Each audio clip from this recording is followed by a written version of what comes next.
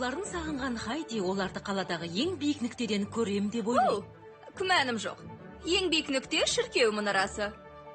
Шіркеу ғимаратына бару үшін үйден қашып кеткен кішкентай қыздың арманы сағынған тауларына алыстан болса да көз салу еді. Таулар көрінбейді ғой. Жол жөнекей жаңа дос тапты.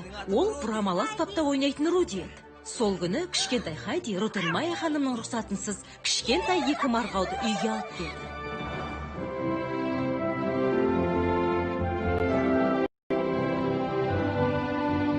Уәде.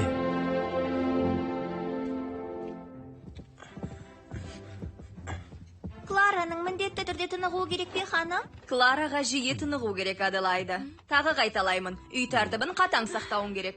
Шынымды айтсам, ханым, мен мүлде шаршаған жоқпын. Бәлкім Хайди екеуміз менің бөлмемде кітап оқырмыз. Кітап оқығаннан тынығарым анық.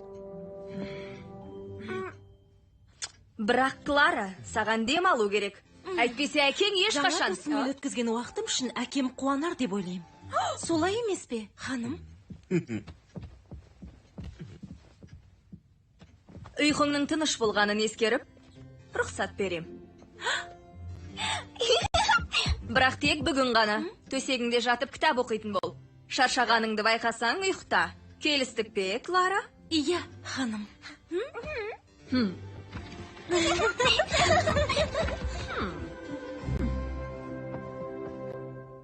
Рахмет, Хайди. Мен қазір келем. Қайда барасың? Айтуға болмай.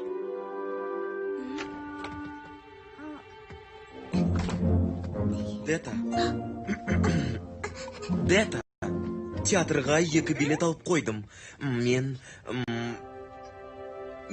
сенің... Не деген ақымақ едің, Себастьян? Жай ғана өтінсеңші.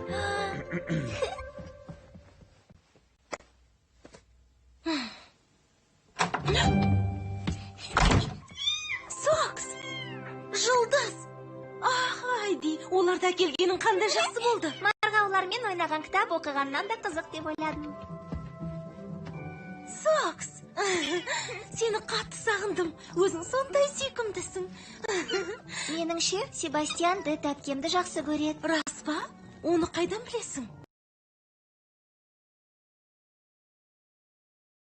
Ол әпкемді театрға шақырғысы келетін сияқты. Олар театрға Дет әпкем мен атама апармай тұрып барса екен, сол кезде олар бір-бірін жақсы көре ме жоқ па білер едім. Не? Сонда сен ба? Менің ауыл ол жалғыз. Сен мен жалғыз сұрайым ғой. Сені осында бір жолы қалады деген болатын. Рутенмайя ханым солай деген. Жоқ. Бәлкім ол қателескен болар. Дет әпкем мені бірнеше күнге ғана алып келді. Жұлдызым, қайда кеттің? Бұлай қашуға болмайды. Сокс? Алысқа ұзай қойған жоқ. Қазір тауып берем. Сокс? Сокс? Сокс? Сокс? Сокс? Сокс? Сокс? Сокс, қайдасың? Сокс? Ақыры таптым. Ақымақ марғау. Сокс, бері кел, балақай. Клара, Аделайда. Мұна тұрсың не? Кітап оқимыз дегендерің қайда?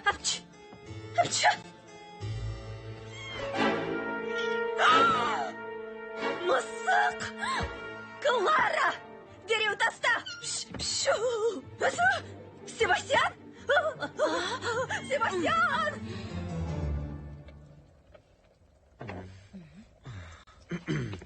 Дета. Я, Себастьян. Егер қарсы болмасаң... Себастьян! Дереу мұнда кел!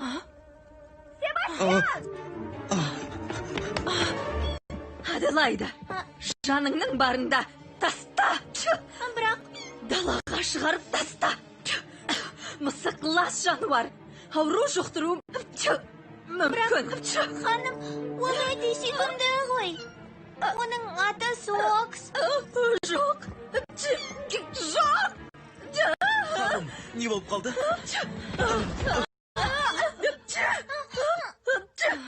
Себастьян, Сүйкім сіздерді тез арада ұстады, көздерін құрт.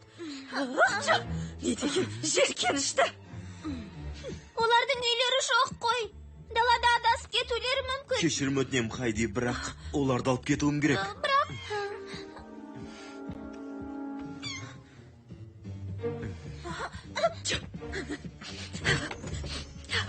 Оларды үйге алып келген кім? Айтыңдар. Бұл менмін, ханым. Оларды қайдан тауып жүрсің, Аделайда? Шіркеу мұнарасынан, ханым. Не? Шіркеу мұнарасынан? Ол жаққа бардың ба? Кіммен? Ешкіммен. Жалғыз өзім бардым. Не? Өз еркіңмен үйден кетіп қалдың ба? Неге рұқсат сұрамадың? Ол өте сақ болды, ханым. Оған ештеңе болған Ол жоқ. Клараға дос болуға лайық емес деп айттым ғой. Жақсы, Аделайда. Ендеше бұдан бұлай бұл үйдің ережелерін сақтау қаншалықты маңызды екенін білетін боласың. Қане, жүр! Ханым, жоқ. Өтінем.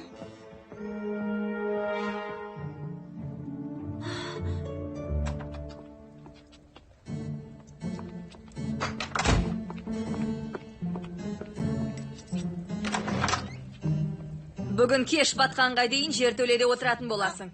Сонда жасаған әрекеттеріңнің дұрыс емес екенін түсінесің деп ойлаймын. Саған бұлай жасағым келмеп еді, Аделайда. Бірақ енді бұл сенің үйің. Бірақ... Ерсі қылық танытуды доғар әйтпесе, өзіңе жаман болады.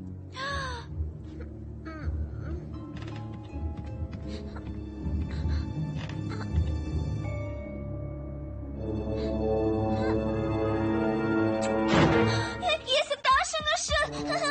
Кешірім сұраймын. Бұдан бұлай қайталанбайды. Апчу! Мысықтар қорапта ма? Олар Клараның денсаулығына өте қауіпті. Әкесі естісе не дейін? Оларды арықтағы суға таста, бір жола құтылатын бол. Түсіндің бе? Олай істегеніміз дұрыс болмас, ханым. Олай жасамаңыздар. Өтінем, ханым. Олай жасамаңыздар. Түсіндің бе деймін? Иә, ханым. Апчу! Жоқ. Сокс.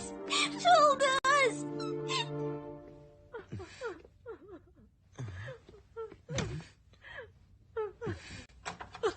Дета, бәрі дұрыс па? Бар үмітім текке кетті. Бәрі жақсы болатынына сенімдімін, Дета. Қалайша? Ротенмайер ханым Хайдиді жек көреді. Хайди тауда еркін өмір сүрді. Қалағанын істеді. Осының бәріне мен кінәлімін. Тым әсірелеп жібердің. Клара осы кезге дейін бұлай жадырап күлген емес. Осының бәрі Хайдидің арқасы. Бұны кейін ханымда Хайди бұл үйге әлі үйренген жоқ. Сөзме сен. Оны мен бұл жайында әлі сөйлеспедім, Себастьян. Тырыстым, бірақ айта алмадым. Естісе жабырқайтын анық. Бұл үйде өмір бойы болатынын әлі білмейді. Әрине, егер Ротенмайер ханым рұқсат етсе. Ендеше бұл туралы жиен сіңіліңмен сөйлес. Тездеткенің дұрыс. Жақсы, ендеше оны мен дәл қазір сөйлесем. Сөйлесе алмайсың, Дета. Ханым Хайдиді жертөлеге қамап қойды. Ол кеш батқанша сонда болады. Бұл сұмдық қой. Ол әлі кішкентай ғой. Қорықса қайтем. Ханымның жүйкесі мысықтардың әлегінен тозған секілді. Алдымен оның сабасына келгенін күтейік. Хайди мен кешке оңашада отырып сөйлескенің дұрыс. Дұрыс айтасың. Енді өзім қаламаған шаруаны атқаруым керек. Сәттілік тіле. Саған бірден айтсам бола ма? Жарайды, кейін айтармын.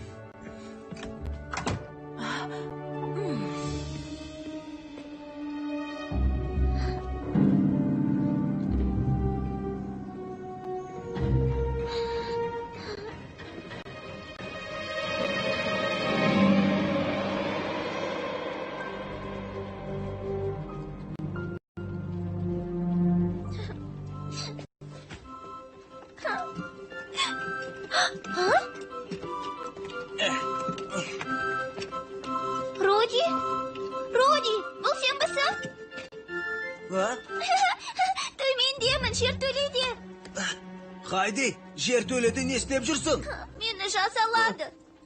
Ратын Майя ханым осы үйдің тәрбиешісі марғауларды көріп қойды. О, Оларды құтқару үшін мына жерден шығуым керек. Естуімше Себастьян марғауларды арықтағы суға лақтырмақ. бұл сұмдық қой. Не істеу керектігін білем. Маған көмектесе аласың ба?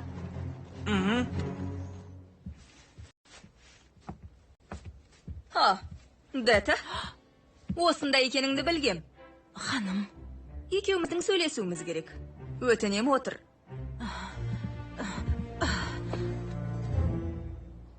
Дета, Аделайда бақилық болған әпкеңнің қызы екенін білем. Оны қатты жақсы көретініңді де білем. иә, дұрыс айтасыз, ханым. Оның қасында жүрсе, Клара бірден өзгеріп сала береді. Бірақ... Дета, мұның не? Сіз бізді қайтарайын дедіңіз бе? Ақылыңнан адастың ба? Сен маған керексің.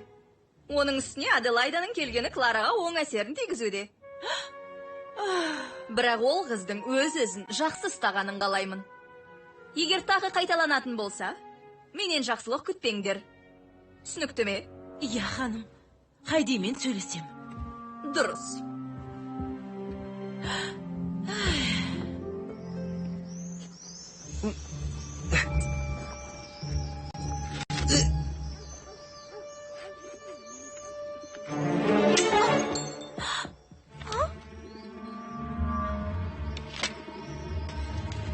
Клара! А?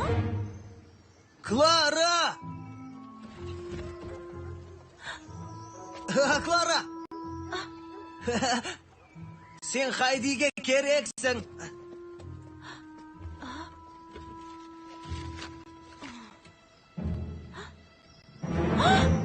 Қабая!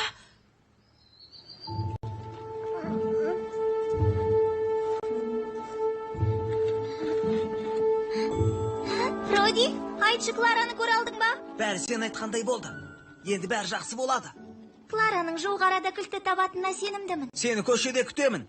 Арықтағы суға өзім апарамын. Рахмет, Роди. О, айтпақшы, терезе үшін кешірім сұрайым. Терезе? Қандай терезе?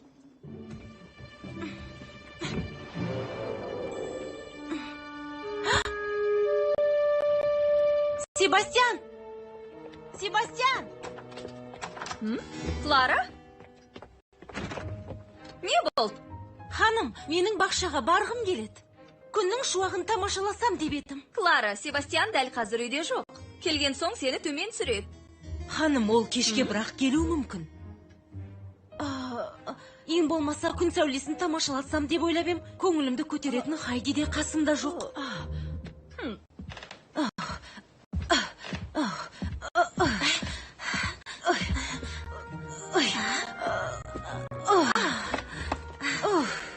Рахмет, Дета. Оқасы жоқ, ханым.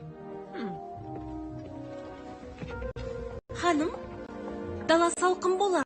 Мүмкін болса, бөлмемдегі жамылғыны әкеліп бересіз бе? Қазір әкелемін, Клара.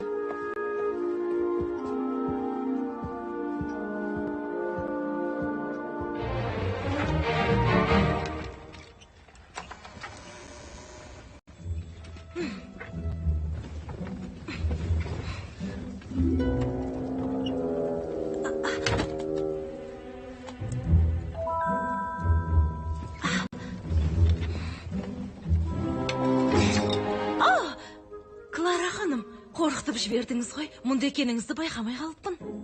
Мына шанышқы не үшін керек? Өзі тым үлкен екен. Ол етке арналған, қуырылған еттерді алу үшін. О, керемет екен. Мұнда ыдыс-аяқ көп екен, иә? Шай демдеп берейін бе, Клара ханым? Жақсы болар еді, Дета.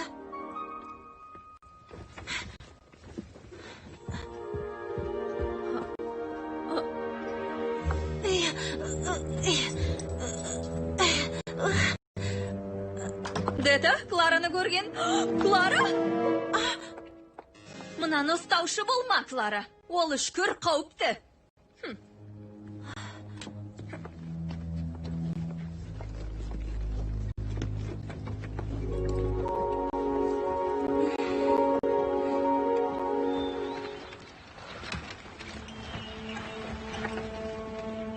Хайди, Клара, ол жерде не істеп жүрсің? алуан түсті гүлдерді тамашалап отырмын, ханым.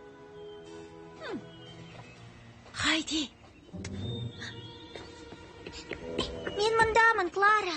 Клара, шайыңды іш. иә, ханым.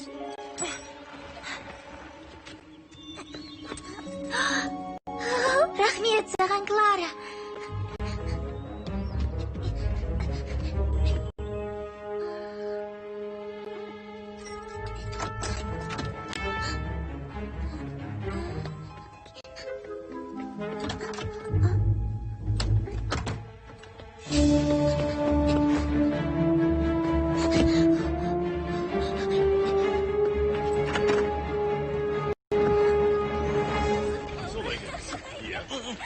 Арық мына жақта. Соңымнан ер. Үлгеретін шығармыз деп үміттенем. Ол жерге қазір-ақ жетеміз. Бәрі жақсы болады.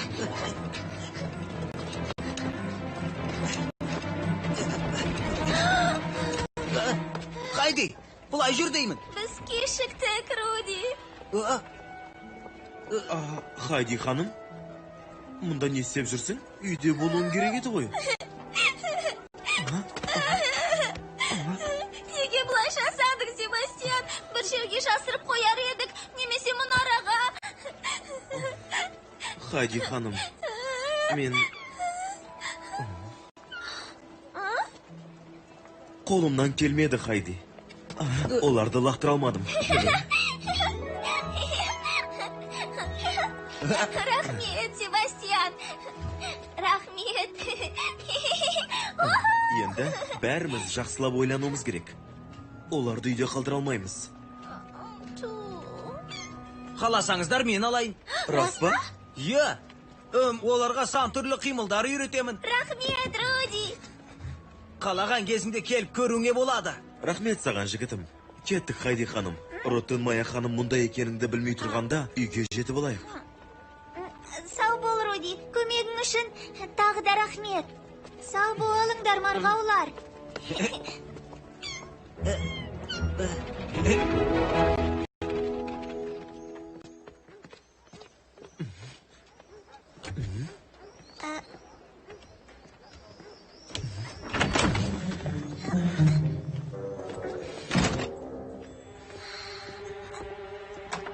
Мұнда екенсің ғой, Аделайда.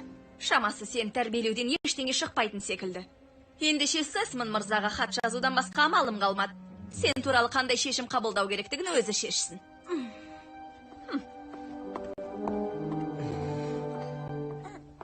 Кешірім сұраймын, Детапке. Меніңше Дета мен Хайдидің оңашада сөйлесулері керек. Музыка бөлмесіне барып, пианинода ойнайық. Жарай ма?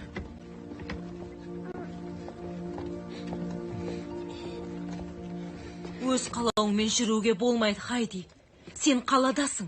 Тауда жүргендей білгеніңді істеуіңе болмайды. Ол жаққа қашан қайтамыз, Детапке?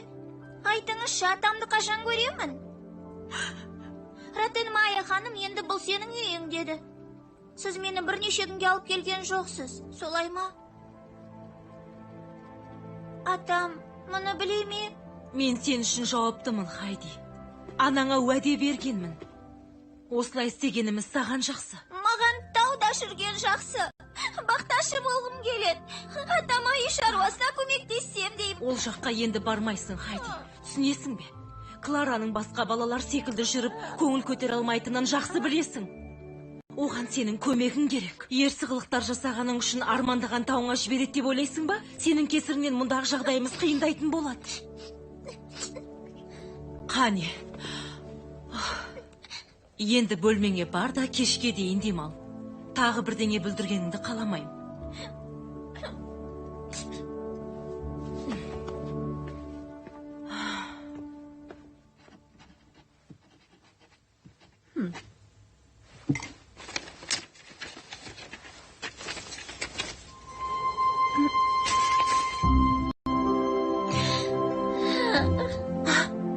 Сен де мысықтарды сағынып отырсың ба? Сен дұрыс айтыпсың, Клара. Енді тауға ешқашан бара алмайтын болдым. Менің қасымда болғың келмей ме? Әрине болғым келеді. сен менің досымсың және бүгін көмектестің. Бірақ мен тауларды қатты сағындым. Атам мен ойлап уайымдап жүрген шығар. Қаласаң атаңа хат жазайын. Жағдайыңды жаз. Тауға мен бірге барсаң ғой. Бара алмайтынымды білесің ғой. Арбамен қалай барам? Я, таптым. Егер қайта жүріп кетсеңші, сол кезде бәріміз тауға барар едік. Бірақ, Хайди, Көмектесем, уәде берем. Қолыңнан келетініне сенімдімін. Қайта жүріп кетесің. қолдан келгенше тырысып көруге болады. Жақсы. Жүреді ертеңнен бастаймыз. Өз бетіңмен жүргенге дейін қасыңда боламын деп уәде берем. Қане, енді атаңа хат жазайық. Қалай бастағың келеді? Құрметті ата. Жоқ, аса құрметті аташым. Қазақстан телерадио